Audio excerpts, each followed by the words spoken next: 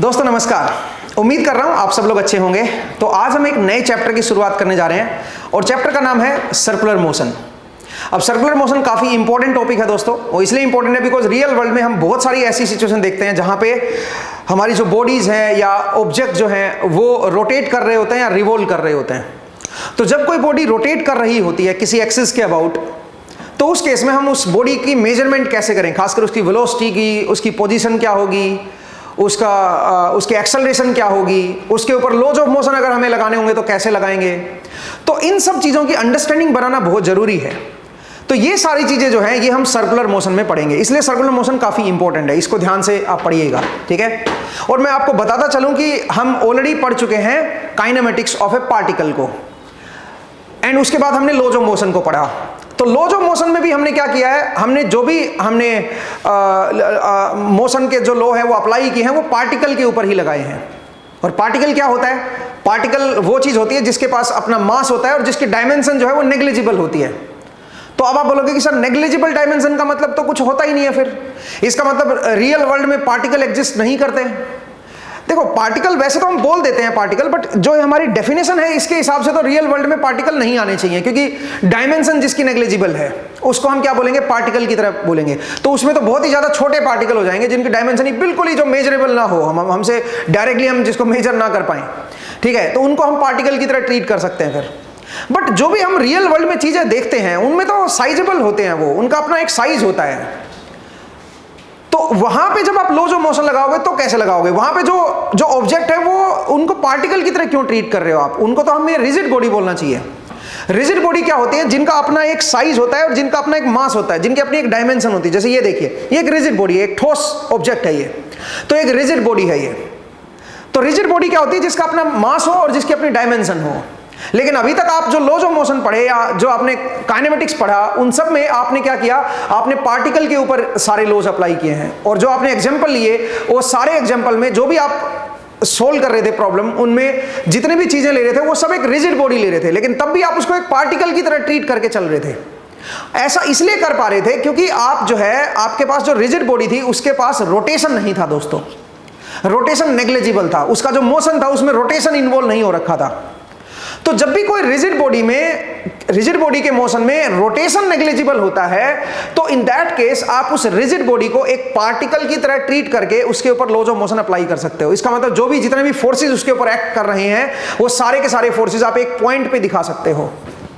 और उसका अगर मोशन का स्टडी करना है कि वो किस तरह से मूवमेंट हो रहा है, उसका क्या किस तरह का मोशन है, वो सारा मोशन आप उसको एक पार्टिकल की तरह ट्रीट करके कर सकते हो, अगर रिजिड बॉडी मेरी रोटेट नहीं कर रही है तो।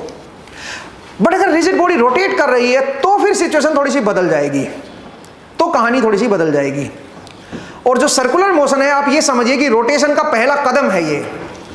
तो इसलिए इसकी अंडरस्टैंडिंग करना थोड़ा जरूरी होगा। इसको बेसिक से जरा समझते हैं सो दैट हमारे पास हमें चीजें इजीली समझ आए। रिजिड बॉडी में अगर रोटेशन आ गया तो उस केस में आप उसको पार्टिकल की तरह ट्रीट नहीं कर पाओगे, ठीक है। तो चलिए सबसे पहले रिजिड बॉडी के मोशन को ही देखते हैं, ठीक है। तो सबसे पहला मैं आपको बता रहा हूं planar motion of rigid body. सबसे पहले ये देखते हैं planar motion of rigid body, इसको जरा समझते हैं। तो प्लेनर मोशन क्या चीज होती है? प्लेनर मोशन हम कब बोलते हैं कि भाई जो रिजिड बॉडी है वो अंडर प्लेनर मोशन है? नाम से ही क्लियर है, अगर मोशन किसी एक प्लेन में हो रहा हो तो उसको हम बोलेंगे प्लेनर मोशन। जैसे कि देखिए मेरे पास ये रिजिड बॉडी है, ठीक है, ये रिजिड बॉडी है। इस रिजिड बॉडी के ऊपर अगर मैं 2 पॉइंट ले लूं, तो मैंने ये 2 पॉइंट ले लिए, और अगर मैं इस रिजिड बॉडी को आगे की तरफ मूव करवा रहा हूं, तो अगर आप ध्यान से देखें तो इसका जो मोशन है वो एक प्लेन में है। इस पूरी रिजिड बॉडी का जो मोशन है वो एक प्लेन में है, तो इसके ऊपर दो पॉइंट होंगे, उनका मोशन भी एक प्लेन में ही लाई करेगा। सही बात है। तो अगर मैं इनका जो ट्रेजेक्ट्री है वो अगर मैं बनाऊं, जो 2 पॉइंट मैंने रिजिड बॉडी पे लिए हैं, ये मेरे पास एक रिजिड बॉडी थी, इसके ऊपर मैंने 2 पॉइंट ले लिए, और जो रिजिड बॉडी है वो आगे की तरफ मूव कर रही है, तो आपके जो पॉइंट है वो भी आपके आगे की तरफ मूव करेंगे, ठीक है। तो अगर मैं आपको इनका मोशन दिखाऊं तो इस तरह का मोशन आपको देखने को मिलेगा। रिजिड बॉडी का जो मोशन है वो आगे की तरफ मूव कर रही है और वो एक प्लेन में मूव कर रही है, तो जो 2 पॉइंट है वो भी आपके आगे की तरफ साथ साथ मूव करेंगे। तो जो पाथ बनेगा वो इस तरह का बनेगा। और आप ये कह सकते हो कि ये पाथ एक प्लेन में है, क्योंकि ये पाथ एक प्लेन में है। या आप इसको ऐसे भी ट्रीट कर सकते हो कि मान लीजिए मैं यहां पे कोई वर्टिकल प्लेन ले लूं, तो ये जो पाथ है उसका वो वर्टिकल प्लेन के पैरेलल है, आप ये कह सकते हो। तो इसलिए इस मोशन को हम क्या बोलेंगे? प्लेनर मोशन बोलेंगे। और ऐसे मोशन को हम क्या बोलेंगे? ऐसे मोशन को हम लोग ट्रांसलेशनल मोशन बोलते हैं या ट्रांसलेशन बोलते हैं। सीधा सीधा ट्रांसलेशन बोल दीजिए, ट्रांसलेशनल मोशन। ठीक है, तो ये मेरे पास ट्रांसलेशनल मोशन आ गया। इसको रेक्टिलिनियर मोशन भी बोलते हैं दोस्तों। ठीक है, इसमें कोई रोटेशन नहीं है, इसमें बॉडी जो है, रिजिड बॉडी जो है वो आगे की तरफ मूव कर रही है और एक प्लेन में मूव कर रही है। तो इसको, ये प्लेनर मोशन का ही सबसेट है। इसको हम क्या बोलेंगे? Translational motion. इसमें हर पॉइंट जो है रिजिड बॉडी का वो एक ट्रांसलेशन मोशन में है। ऐसे ही अगर मैं इस बॉडी को इस तरह से ले लूं कि इसके ऊपर दो पॉइंट है और बॉडी जो है वो ऐसे ऐसे करके मूव कर रही है ऊपर, एक प्लेन में ही है, देखो बॉडी एक प्लेन में ही रह रही है, लेकिन वो ऐसे ऐसे मूव होते हुए, हिलते हुए आगे जा रही है। तो जब कोई बॉडी इस तरह से हिलते हुए आगे जाएगी तो उसके ऊपर अगर मैं कोई दो पॉइंट लूंगा तो उन दो पॉइंट का जो मोशन होगा वो किस तरह का होगा? एक पॉइंट यहां पे, एक पॉइंट यहां पे। ये पॉइंट जो है वो ऐसे ऐसे मूव कर रहा है दोस्तों। दूसरा पॉइंट भी क्या होगा? बिल्कुल उसके पैरेलल ही ऐसे ऐसे जाएगा भाई। ठीक है, और अल्टीमेटली जो बॉडी है वो यहां पे आ जाएगी। तो उसके जो दो पॉइंट है वो भी आपके यहां पे आ जाएंगे। सही बात है भाई, एक बार देख लीजिए। ठीक है, ये दो पॉइंट आ गए। तो बॉडी क्या है? अगेन इसका जो पाथ देखोगे पॉइंट का, वो एक प्लेन के पैरेलल है, आप ये कह सकते हो। जो मेरी वर्टिकल प्लेन है उसके पैरेलल है ये पाथ और ये पाथ। तो यहां पे आप क्या बोलोगे? अगेन ये मोशन भी कैसा है बताइए? ये मोशन भी आपका प्लेनर मोशन है दोस्तों। इसको भी हम प्लेनर मोशन में काउंट करेंगे। लेकिन ऐसे मोशन को हम क्या बोलते हैं? ऐसे मोशन को हम बोलते हैं कर्वीलिनियर मोशन। कर्वीलिनियर मोशन, इसको हम बोलेंगे कर्वीलिनियर मोशन। आई होप आपको समझ आया। ये था ट्रांसलेशनल मोशन, ये था मेरा कर्वीलिनियर मोशन। तो एक प्लेन में ही रिजिड बॉडी मूव कर रही है। लेकिन अब जरा एक और केस देखिए। इस केस में मैं क्या कर रहा हूं? मैं रिजिड बॉडी ले रहा हूं, लेकिन रिजिड बॉडी को मैं ऐसे रोटेट कर रहा हूं किसी एक्सिस के अबाउट, किसी फिक्स्ड एक्सिस के अबाउट मैं इसको रोटेट कर रहा हूं। तो इस रिजिड बॉडी के ऊपर जो भी पॉइंट्स है मेरा, सोचिए ये मेरे पास रिजिड बॉडी थी और यहां पे मेरे पास एक्सिस थी, ये मेरी फिक्स्ड एक्सिस थी। इसके अबाउट जो है मैं घुमा रहा हूं। ठीक है, ये मेरा पास फिक्स्ड एक्सिस थी। तो इसके ऊपर अगर मैं कोई पॉइंट लूंगा, चलिए मैंने यहां पे कोई पॉइंट ले लिया, तो वो पॉइंट ऐसे सर्कुलर मोशन दिखाएगा। अगर मैं कोई और पॉइंट ले लूंगा, सोचिए यहां पे कोई पॉइंट ले लिया और रिजिड बॉडी घूम रही है, तो ऐसे ये घूमेगी। तो आप देख सकते हो इसका जो पाथ है वो क्या है, बताओ जरा। जो मेरा पॉइंट का पाथ बना है, जब ये बॉडी घूमेगी तो पॉइंट्स भी सारे घूमेंगे। तो पॉइंट्स का जो पाथ बना है वो सर्कुलर पाथ बना है, और ये जो पाथ है ये वर्टिकल प्लेन के पैरेलल है। तो किसी भी प्लेन के अगर पाथ पैरेलल है ना, तो ऐसे मोशन को हम क्या बोलेंगे? प्लेनर मोशन में बोलेंगे। तो ये भी एक प्लेनर मोशन है दोस्तों। तो जो सर्कुलर मोशन होता है वो भी आपका एक प्लेनर मोशन के अंडर ही आता है। और वो कैसे बनता है वो मैंने आपको बता दिया। जब भी कोई रिजिड बॉडी को आप एक फिक्स्ड एक्सिस के अबाउट रोटेट करते हो, रिवॉल्व करते हो, तो उस केस में उस रिजिड बॉडी के जितने भी पॉइंट्स हैं, जितने भी उस रिजिड बॉडी के पार्टिकल हैं उसके अंदर, वो सारे के सारे क्या होते हैं? अंडर सर्कुलर मोशन होते हैं। उनमें एक सर्कुलर मोशन आ जाता है। तो पॉइंट को समझिए, सर्कुलर मोशन क्यों जरूरी है। असल में तो हमारे रियल वर्ल्ड में रिजिड बॉडी एग्जिस्ट करती है, तो रिजिड बॉडी का सर्कुलर मोशन हमें पढ़ना चाहिए ना। तो रिजिड बॉडी का सर्कुलर मोशन पढ़ो या उसके अंदर जो पार्टिकल है उनका सर्कुलर मोशन पढ़ो, बात तो वही आ गई ना। ठीक है, तो आप पॉइंट को समझिए कि सर्कुलर मोशन कैसे बना। जब रिजिड बॉडी को किसी एक्सिस के अबाउट रोटेट करते हैं तो उससे सर्कुलर मोशन बनता है भाई। ठीक है, तो ये है मेरा सर्कुलर मोशन। ठीक है, या इसको रोटेशनल मोशन भी आप बोल सकते हो, रोटेशनल मोशन।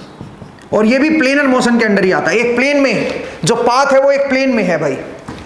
जो भी आपके पार्टिकल है वो जो उनका पाथ है, जो भी पाथ बनेंगे। अब जरूरी तो नहीं है कि भाई मैं इसको ऐसे ही रखूं, मैं इसको वर्टिकल भी रख सकता हूं और ऐसे भी घुमा सकता हूं एक फिक्स्ड एक्सिस के अबाउट। तो यहां पे जो पार्टिकल है वो एक सर्कुलर मोशन बनाएगा, यहां पे जो पार्टिकल है वो भी अपना एक सर्कुलर मोशन बनाएगा। तो ये सारे के सारे सर्कुलर मोशन जो हॉरिजॉन्टल प्लेन है उसके पैरेलल में आ गए हैं।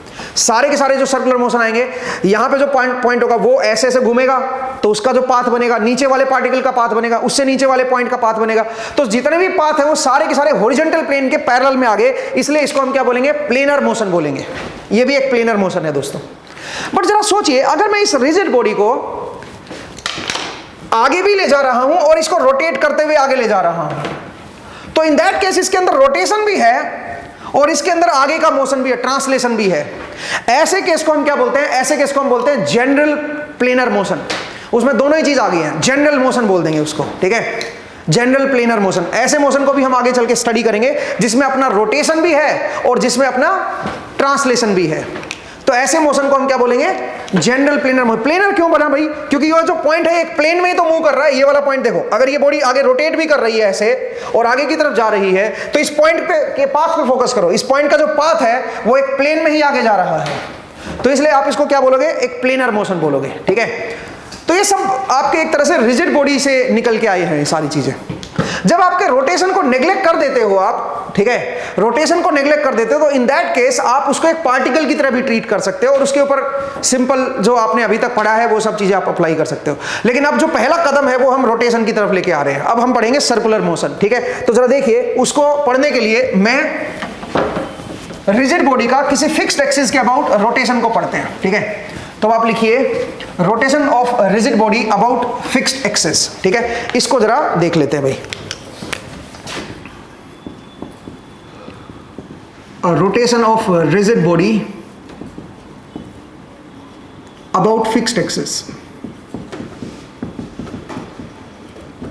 अगर किसी फिक्स्ड एक्सिस के अबाउट मैं रिजिड बॉडी को रोटेट करूं, जरा देखिए, ये मान लीजिए मेरे पास फिक्स्ड एक्सिस है। अब मैं क्या कर रहा हूं, मेरे पास कोई रिजिड बॉडी है, कोई भी रिजिड बॉडी ले लो, कोई इस तरह की मान लीजिए मेरे पास बॉडी है और ऐसी इधर भी उसकी शेप है, ठीक है भाई, ऐसी कोई रिजिड बॉडी है। और मैं क्या कर रहा हूं, मैं यहां पे कोई, थोड़ा मैं रेप्लिकेट कैसे करूं इसको, मतलब ये मेरे लिए थोड़ा सा मुश्किल है भाई, ठीक है। इस तरह की मान लीजिए रिजिड बॉडी है, ठीक है। और ये मान लीजिए मेरे पास क्या है, मिडिल एक्सिस है, बीच की एक्सिस है। तो अगर मैं रिजिड बॉडी को इस एक्सिस के अबाउट रोटेट करूंगा तो यहां पे कोई पॉइंट होगा, तो आप देख सकते हो वो पॉइंट जो है वो ऐसे सर्कुलर मोशन में आएगा, ठीक है। वो जो पॉइंट है मेरा, वो आपका पॉइंट सर्कुलर मोशन में आपका बनेगा, ठीक है। इस तरह से सर्कुलर मोशन में आएगा, ऐसे घूमेगा। अगर मैं इस रिजिड बॉडी को एक फिक्स्ड एक्सिस के अबाउट रोटेट करूंगा तो इस बॉडी के ऊपर जितने भी पॉइंट है वो सारे के सारे क्या बनाएंगे, अपना एक सर्कुलर मोशन बनाएंगे, एक सर्कल में घूमेंगे। तो जब सर्कल में घूमेंगे तो उनकी मेजरमेंट कैसे करें, उनकी पोजीशन को कैसे मेजर करें और उनके वेलोसिटी को कैसे मेजर करें, एक्सेलरेशन को कैसे मेजर करें, पहले ये चीजें सीखते हैं। उसके बाद उनके फोर्सेस के ऊपर लेके आएंगे हम चीजों को, ठीक है। तो सबसे पहले इनकी मेजरमेंट को देखते हैं। अब यहां पे जो मेजरमेंट करनी होगी दोस्तों, वो थोड़ी अलग तरह से होगी। पहले जो पार्टिकल थे वो एक्स वाई जेड में मूव कर रहे थे, हम 3 कोऑर्डिनेट एक्सिस ले लेते एक्स वाई जेड, तो एक्स वाई जेड में आपके मूव करते थे और आप उसको बॉडी को एक पार्टिकल की तरह ही मान लेते थे और बोलते थे कि पार्टिकल जो है वो ऐसे से मूव कर रहा है। तो उसमें एक्स कोऑर्डिनेट बदलता था, वाई एंड जेड कोऑर्डिनेट बदलता था। कहानी तो यहाँ पे भी वैसी ही है, ठीक है। यहाँ पे जो है आपका जो है वो सर्कुलर मोशन हो रहा है। तो सर्कुलर मोशन में जब भी आप चीजें देखते हो तो उस केस में जो पोजीशन मेजर की जाती है वो एक रेफरेंस एक्सिस के साथ मेजर की जाती है। जो मेजरमेंट की जाती है वो एक रेफरेंस एक्सिस के साथ की जाती है। जैसे कि देखिए, मान लीजिए मेरे पास कोई डिस्क है, कोई ऐसे डिस्क ले लेता हूं और वो जो डिस्क है वो रोटेट हो रही है किसी फिक्स्ड एक्सिस के अबाउट। मैं इस डिस्क को रोटेट कर रहा हूं दोस्तों, ठीक है। ये रोटेट कर रहा हूं ओमेगा रेडियन पर सेकंड, ओमेगा को छोड़ो अभी, सोचिए मैं इसको रोटेट कर रहा हूं, ठीक है। मैं इसको रोटेट कर रहा हूं दोस्तों, इस तरफ रोटेट कर रहा हूं। तो मैंने क्या किया, मैं सबसे पहले इसकी फिक्स्ड एक्सिस को डिफाइन करूंगा, एक रेफरेंस एक्सिस को डिफाइन करूंगा। तो मैंने बोला कि भाई मान लीजिए ये मेरी एक्स डायरेक्शन है और ये मेरी वाई डायरेक्शन है और ऊपर की तरफ मेरी जेड डायरेक्शन है। तो मैंने इस एक्सिस को रेफरेंस एक्सिस बोल दिया और रेफरेंस लाइन बोल दिया मैंने। तो जो भी मेरी मेजरमेंट होगी वो इसके रेस्पेक्ट में होगी अब, ठीक है। अब हम कैसे मेजर करेंगे, सबसे पहले तो यहां पे जो नाम है वो थोड़ा थोड़ा बदल गया है। कैसे नाम बदल गया है, पहले हम सिंपल बोलते थे कि भाई कितना क्या पोजीशन है पार्टिकल की, पहले आप ये बोलते थे। अब यहां पे हम एंगुलर पोजीशन बोलेंगे। जो पार्टिकल है वो बाउंड है, एक तरह से वो बाउंड है एक पर्टिकुलर मोशन में। तो अब यहां, और वो रोटेट कर रहा है एक एक्सिस के अबाउट। कोई भी इसके डिस्क के ऊपर कोई भी पॉइंट लोगे या कोई भी हल्का सा हिस्सा ले लोगे डिस्क का, वो हिस्सा रोटेट कर रहा है, वो बाउंड है एक तरह से। और अब यहां पे उसकी जो पोजीशन है उसको अगर मुझे डिफाइन करना होगा तो उसको एक नया नाम देंगे, उसको हम बोलेंगे एंगुलर पोजीशन। एंगुलर पोजीशन, जब भी कोई चीज रोटेट करती है तो उसकी जो पोजीशन मेजर की जाती है वो रेफरेंस लाइन के साथ मेजर की जाती है। ठीक है, उसकी पोजीशन जो मेजर करेंगे वो रेफरेंस लाइन के साथ मेजर करेंगे, और उसकी पोजीशन को अपने एक नया नाम देंगे, क्या? Angular position. एंगुलर पोजीशन कैसे मेजर की जाती है? थीटा के साथ, थीटा टी। यहां पे थीटा की वैल्यू को आप 0 बोल सकते हो। थीटा टी यहां पे क्या है मेरा? 0 डिग्री है यहां पे, ठीक है। यहां पे मेरा एंगल जो है वो 0 है रेफरेंस लाइन पे। तो इसके रेस्पेक्ट में जो भी पॉइंट की मूवमेंट होगी तो कितना एंगल वो मूव करेगा। जैसे मान लीजिए मैंने यहां पे कोई पॉइंट ले लिया, कोई यहां पे कोई पॉइंट ले लिया, ठीक है। तो इसका मतलब जो इनिशियल पोजीशन थी वो कुछ 30 डिग्री थी या 60 डिग्री थी, ऐसे मान लो, या 45 डिग्री थी। यहां से उसकी हमने मेजरमेंट कर ली कि वो 45 डिग्री पे था, ठीक है। π/4 रेडियन, इसको रेडियन में बोलते हैं भाई, π/4 रेडियन। ये उसकी इनिशियल पोजीशन थी दोस्तों। कोई हमने यहाँ पे पॉइंट ले लिया डिस्क के ऊपर, तो डिस्क की जो पॉइंट था उसकी जो इनिशियल पोजीशन थी वो ये थी। अब डिस्क हल्की सी रोटेट कर गई, रोटेट करने के बाद ये जो पॉइंट है वो मान लीजिए यहाँ पे आ गया, 60 डिग्री पे आ गया। तो इसका मतलब किसी भी टाइम t नोट पे उसकी जो पोजीशन हो गई है वो π/3 रेडियन हो गई है। तो इस तरह से हम एंगुलर पोजीशन को मेजर करते हैं कि एंगुलर पोजीशन क्या है। रेफरेंस लाइन के साथ देखेंगे कि इनिशियल पोजीशन क्या थी और टी टाइम के बाद जो है वो पोजीशन जो है वो बदल के कहां पे चला गया है। टी टाइम के बाद वो पोजीशन जो है वो 60 डिग्री पे आ गई है, तो रेडियन में हम लिखेंगे इसको। आई होप आपको समझ आया कि एंगुलर पोजीशन आप कैसे देखते हो। एंगुलर पोजीशन एक रेफरेंस एक्सिस के साथ देखी जाती है, क्योंकि आप खुद सोचिए जब ये यहां पे है तो इसकी आर तो बदल ही नहीं रही ना, आर तो उतनी ही रह रही है, आर तो नहीं ना चेंज हो रही है। एक्सिस से जो डिस्टेंस है वो तो नहीं ना चेंज हो रही है। क्या बदल रहा है बताओ? सिर्फ एंगल बदल रहा है। तो एंगल को हम क्या बोलते हैं? एंगुलर पोजीशन, ठीक है। तो वो हमारा जो है वो इस तरह से हम मेजर करेंगे रेफरेंस एक्सिस के साथ। आई होप आपको समझ आया। फिर हम देखेंगे एंगुलर डिस्प्लेसमेंट। एंगुलर डिस्प्लेसमेंट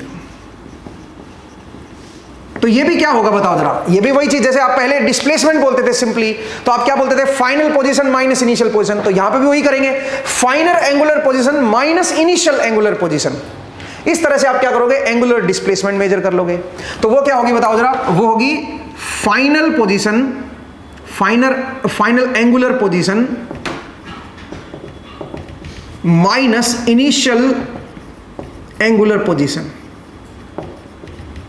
आपको दे दिया भाई किसी पर्टिकुलर टाइम में कितना डिस्प्लेस हुआ है, तो आप फाइनल एंगुलर पोजीशन निकाल लो माइनस इनिशियल एंगुलर पोजीशन देख लो। तो ये जो गैप बनेगा ये आपके पास क्या आ जाएगा? ये आ जाएगा एंगुलर डिस्प्लेसमेंट।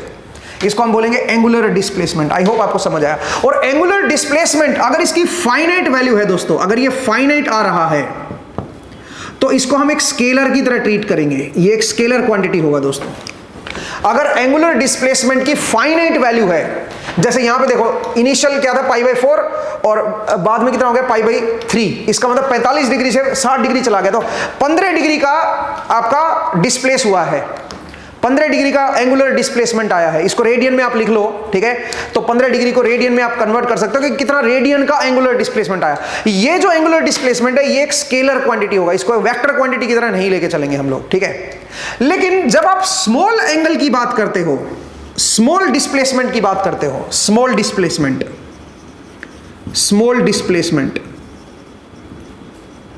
तो इसको फिर हम एक वेक्टर की तरह ट्रीट करेंगे। ये एक वेक्टर क्वांटिटी बन जाएगी। आप बोलोगे सर स्मॉल एंगल क्यों वेक्टर बन जाता है? आगे चल के मैं आपको बताऊंगा कि इसके ऊपर कैसे लॉज अप्लाई करते हैं हम लोग। Vector addition, vector subtraction, d theta पे अप्लाई कर सकते हो आप, थीटा पे नहीं कर सकते। अगर लार्ज फाइनाइट एंगुलर डिस्प्लेसमेंट है तो उस पे नहीं कर पाओगे, ठीक है। डी थीटा पे हो जाएगा। तो स्मॉल एंगुलर डिस्प्लेसमेंट जो है वो आप एक वेक्टर की तरह ट्रीट करोगे, और जो फाइनाइट एंगुलर डिस्प्लेसमेंट है उसको आप एक स्केलर की तरह ट्रीट करोगे दोस्तों, ठीक है। एंड मेजरमेंट का तरीका जैसे हमने पहले किया था वैसा ही है अभी भी, बस फर्क सिर्फ इतना आ गया कि अब आप एंगल में मेजरमेंट ले रहे हो, एंगल कितना रेडियन बदल रहा है उसको देख रहे हो, ठीक है। आई होप आपको समझ आया कि एंगुलर डिस्प्लेसमेंट हम कैसे देखते हैं। Final angular position minus initial angular position, difference ले लो, एंगुलर डिस्प्लेसमेंट आ जाएगी, ठीक है। आप बोलोगे फिर तो सर एंगुलर डिस्टेंस भी होगी। बिल्कुल होगी एंगुलर डिस्टेंस। तो एंगुलर डिस्टेंस क्या होगी? अब वो आपका रेफरेंस लाइन के साथ देख लो कितना आपका एंगल कवर हुआ है, नेट एंगल देख लो। तो एंगुलर डिस्प्लेसमेंट क्या हो सकती है? जीरो भी हो सकती है, क्योंकि आप सोचिए एक पॉइंट से पॉइंट शुरू हुआ और वहीं पे घूम के वापस वहीं पे आ गया, तो एंगुलर डिस्प्लेसमेंट तो जीरो हो जाएगी, लेकिन एंगुलर डिस्टेंस जीरो नहीं होगी। एंगुलर डिस्टेंस तो पूरा घूमेगा तो 2π होगी ना, 2π रेडियन घूम गया ना, ठीक है। आई होप आपको समझ आया कि एंगुलर डिस्टेंस क्या होती है और डिस्प्लेसमेंट क्या होती है। इस तरह से आप इसको समझ सकते हो। नेक्स्ट अब आगे चलते हैं। अब एक और टर्म देखते हैं और वो होती है एंगुलर वेलोसिटी। ठीक है, तो ये तो आपको समझ आ गया होगा, एंगुलर कुछ नया चीज है नहीं, जो आप पहले ही पढ़ चुके हो ये सब चीजें। अब आइए एंगुलर वेलोसिटी। एंगुलर वेलोसिटी कैसे देखें? ठीक है, एंगुलर वेलोसिटी देखते हैं। तो एंगुलर वेलोसिटी कैसे कैलकुलेट करते हैं वो जरा देखिए। तो दो चीजें होती हैं, एक होती है average angular velocity, average angular velocity, और एक होती है इंस्टेंटेनियस एंगुलर वेलोसिटी। दोनों में फर्क है दोस्तों, average angular velocity and instantaneous angular velocity. तो एवरेज एंगुलर वेलोसिटी क्या होगी? सोचिए हमारे पास दो पॉइंट है, दो इंस्टेंट है, एक t1 एक t2 है। t1 इंस्टेंट पे पार्टिकल यहां पे था, t2 इंस्टेंट पे पार्टिकल घूम के यहां पे आ गया है। ठीक है, तो अगर मैं एवरेज एंगुलर वेलोसिटी की बात करूंगा तो मैं बोलूंगा पोजीशन एट t2 को t प्लस डेल्टा टी लिख देता हूं। ठीक है, t2 टाइम जो है यहां पे t टाइम था और यहां पे क्या टाइम है बताओ जरा? t plus delta t time है।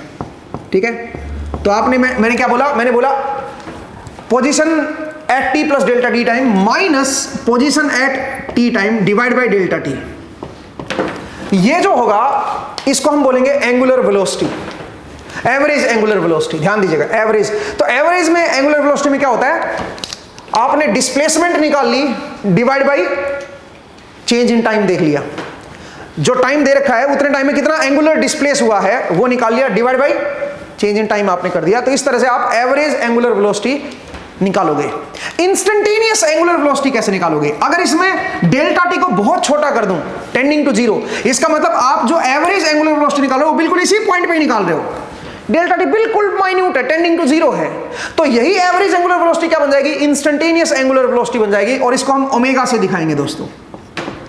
और वो क्या हो जाएगा? वो ये अगर मैं इसमें limit delta t tends to zero लगा दूं, limit delta t tends to zero theta t plus delta, अगर डेल्टा टी बहुत ही ज्यादा स्मॉल हो जाए, मतलब जो आपने एंगुलर पोजीशन मेजर की है वो बिल्कुल पास पास में मेजर की है, एक पोजीशन यहां पे ले ली, अगली पोजीशन बिल्कुल यहीं पे ले लिया आपने, delta t tends to zero कर दिया, तो उस केस में ये क्या बन जाएगा? ये बन जाएगा D theta upon d T. और इसको हम क्या बोलेंगे? Angular velocity. और इसकी अपनी एक डायरेक्शन भी होगी दोस्तों, क्योंकि डी थीटा को मैं एक वेक्टर बोल सकता हूं। ठीक है, तो ये अपनी एक डायरेक्शन भी होगी। तो जो डायरेक्शन आएगी वो किधर आएगी बताओ जरा? और ये इसकी यूनिट क्या होगी? इसकी यूनिट होगी रेडियन पर सेकेंड। कितना रेडियन एक सेकेंड में कवर किया है, कितना रेडियन एक सेकेंड में कवर किया है, ये होगी मेरी angular velocity, instantaneous angular velocity. ठीक है, इसको ओमेगा से लिखते हैं। इसकी डायरेक्शन किधर होगी? तो डायरेक्शन के लिए आप ये देखा करो, ये किधर घूम रहा है, किधर इसका डिस्प्लेसमेंट रेफरेंस एक्सिस से बढ़ रहा है। तो इस तरफ ये मान लीजिए घूम रहा है ना, तो अपना राइट हैंड का इस्तेमाल करो। जिधर ये डिस्क घूम रही है, जिधर इसका डिस्प्लेसमेंट बढ़ रही है, जिधर इसकी पोजीशन बढ़ रही है पॉइंट की, उस तरफ अपनी उंगलियों को घुमा दिया करो राइट हैंड की। जो थंब होगा वो आपको उसकी डायरेक्शन को दे देगा। तो डायरेक्शन समझिए, ओमेगा की डायरेक्शन किस तरफ होगी? ओमेगा की डायरेक्शन यहाँ पे जेड की तरफ होगी। ठीक है, यहाँ पे जेड की तरफ होगी क्योंकि ये इस तरफ रोटेट कर रहा है। तो अपनी फिंगर्स को अगर आप राइट हैंड को घुमाओगे तो थंब जो है वो ऊपर की तरफ है, तो इसका मतलब ओमेगा ऊपर की तरफ आएगा। और ओमेगा को मेजर कैसे करते हैं? रेडियन पर सेकेंड में। अब ओमेगा को मेजर करने के कई तरीके हैं। कुछ लोग इसको आरपीएम में भी मेजर करते हैं, रिवॉल्यूशन पर मिनट। कुछ लोग इसको आरपीएस में भी मेजर करते हैं, रिवॉल्यूशन पर सेकेंड। और कुछ लोग इसको रेडियन पर सेकेंड में भी देखते हैं। जो आरपीएम आरपीएस होता है ये सिर्फ मैग्नीट्यूड को बताता है। जैसे मान लीजिए कोई डिस्क रोटेट कर रही है 20 आरपीएम से, 20 आरपीएम का मतलब 20 रिवॉल्यूशन पर मिनट। ठीक है, इस तरह से घूम रही है, तो वो उसकी स्पीड है, एंगुलर स्पीड है, उसमें डायरेक्शन नहीं है। ध्यान दीजिएगा। तो कई बार ये आरपीएम आरपीएस दिया होता है, इसमें डायरेक्शन नहीं होती, तो उसको हम फिर एंगुलर स्पीड बोलेंगे। लेकिन आप खुद सोचिए, अगर मैं बोलूं कि एन आरपीएम है या एन आरपीएस है, इसको हम रेडियन पर सेकंड में कैसे कन्वर्ट करें? अगर ये स्पीड दे दी जाए डिस्क की, स्पीड क्यों बोल रहा हूं मैं इसको? क्योंकि इसमें डायरेक्शन नहीं है। ठीक है, इसमें ये नहीं पता कि क्लॉकवाइज घूम रही है कि एंटी क्लॉकवाइज घूम रही है, डिस्क का पता नहीं अपने को, तो उसकी डायरेक्शन पता नहीं जेड की तरफ है कि माइनस जेड की तरफ है। ठीक है, तो चलिए मैं स्पीड की बात कर रहा हूं एक बार के लिए। तो मान लीजिए एन आरपीएम उसकी एंगुलर स्पीड दे दी है। नाउ द प्रॉब्लम इज इसको रेडियन पर सेकंड में कैसे कन्वर्ट करें, उसको जरा समझते हैं। आरपीएम को, आरपीएम का मतलब क्या होता है? आरपीएम का मतलब होता है रिवॉल्यूशन पर मिनट, रिवॉल्यूशन पर मिनट। ठीक है, अब जरा देखते हैं इसको रेडियन पर सेकंड में कैसे कन्वर्ट करें। 1 रिवॉल्यूशन का क्या मतलब होता है दोस्तों? 1 रिवॉल्यूशन का मतलब होता है 2 पाई रेडियन।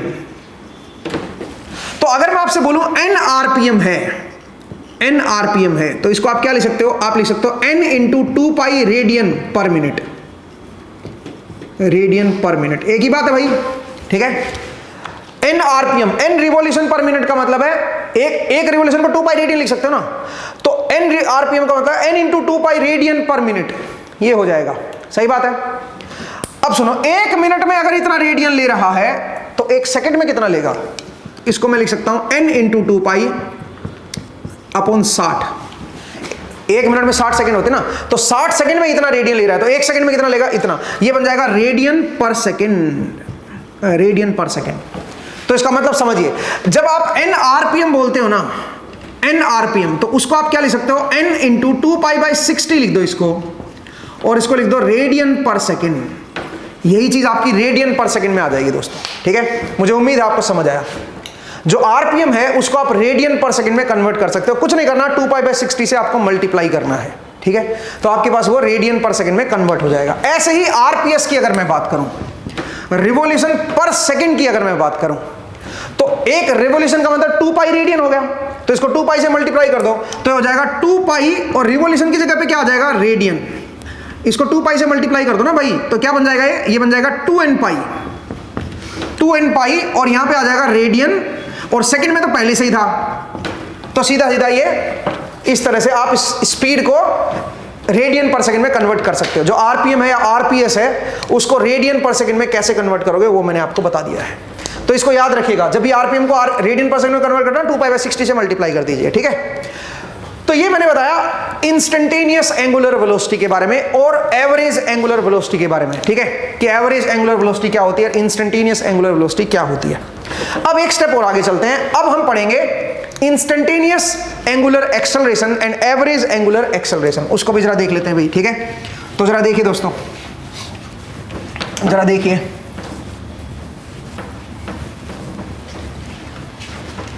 अगर मैं आपसे बोलूं कि भाई एवरेज एंगुलर एक्सेलरेशन क्या होती है, एवरेज एंगुलर एक्सेलरेशन, ठीक है, वो क्या होगी? वो होगी एंगुलर वेलोसिटी की value t plus delta t पे minus angular velocity at time t divide by delta T.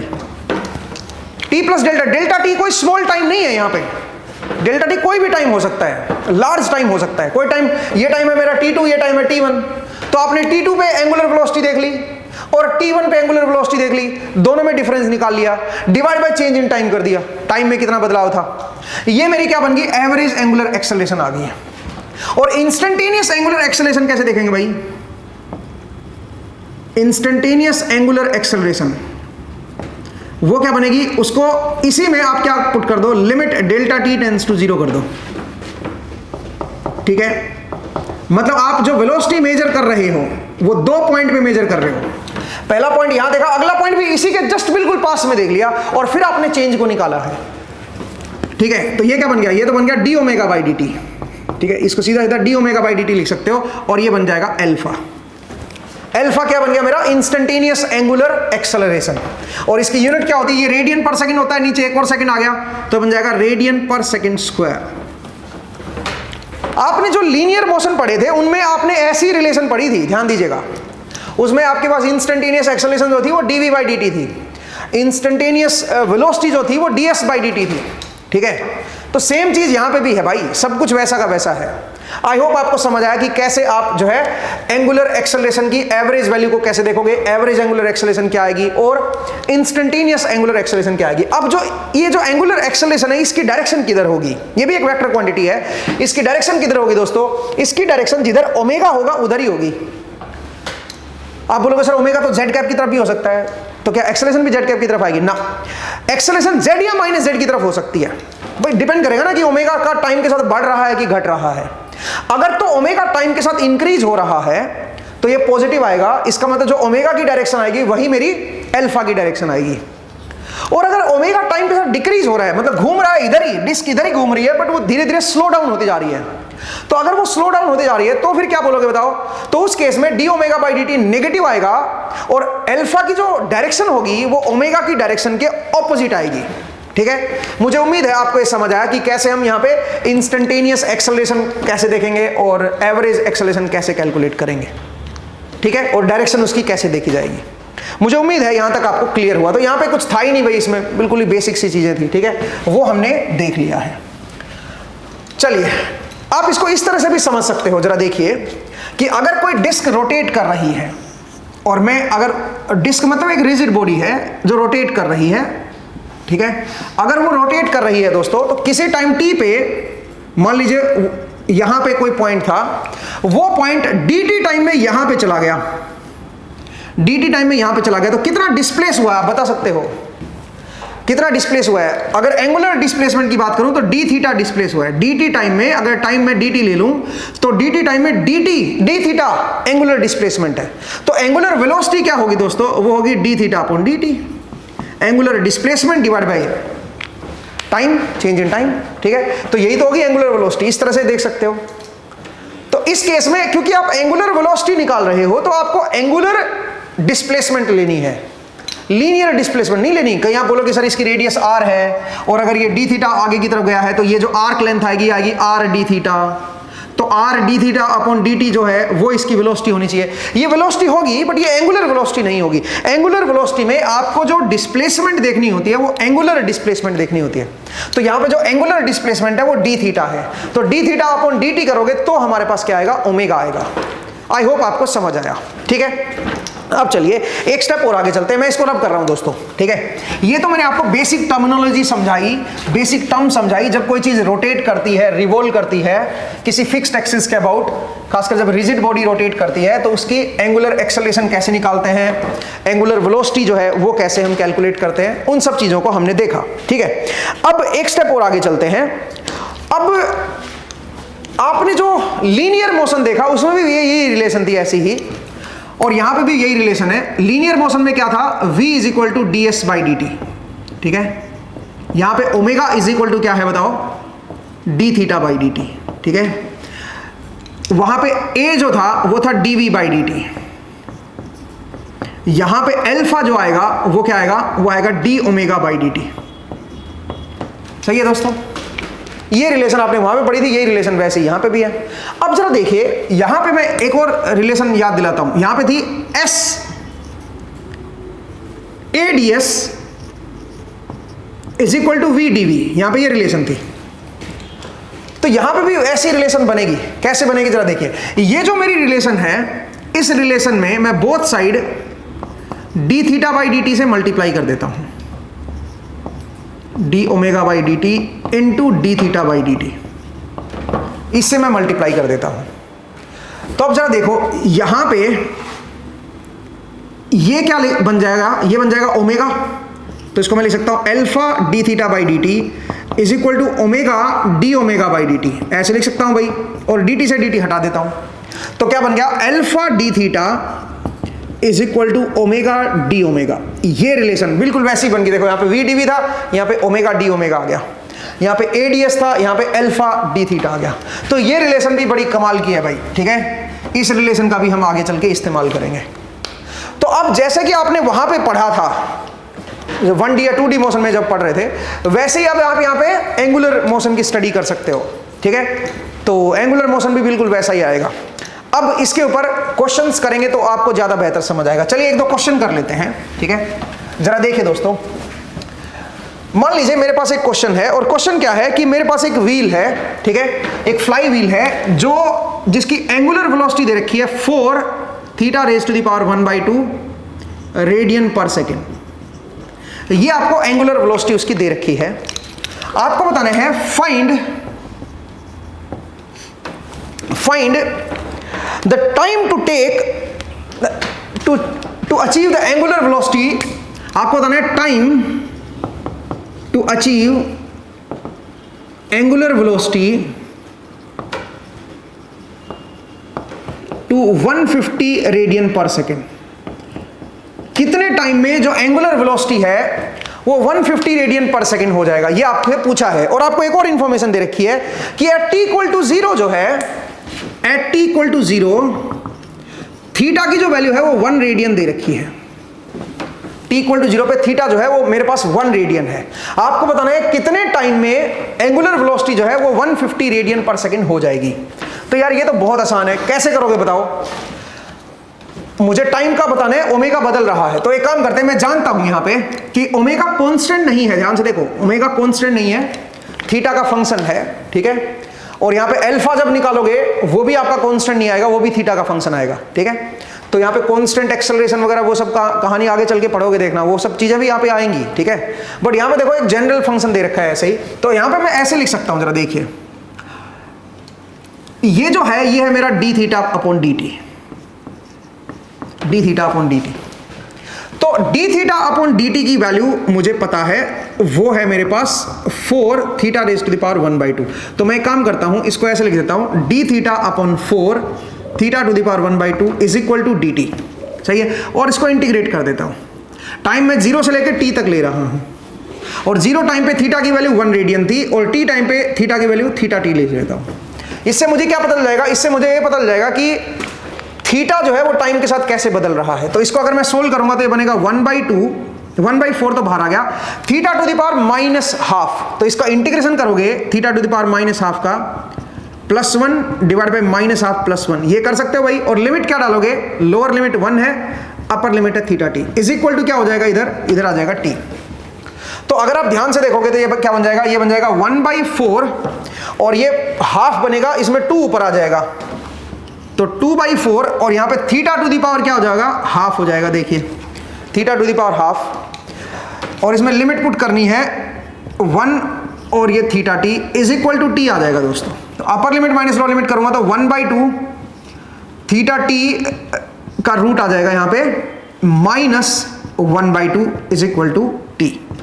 तो इसका मतलब है मेरे को थीटा टी की रिलेशन आ गई है कि वो टाइम के साथ कैसे चेंज हो रहा है, ठीक है।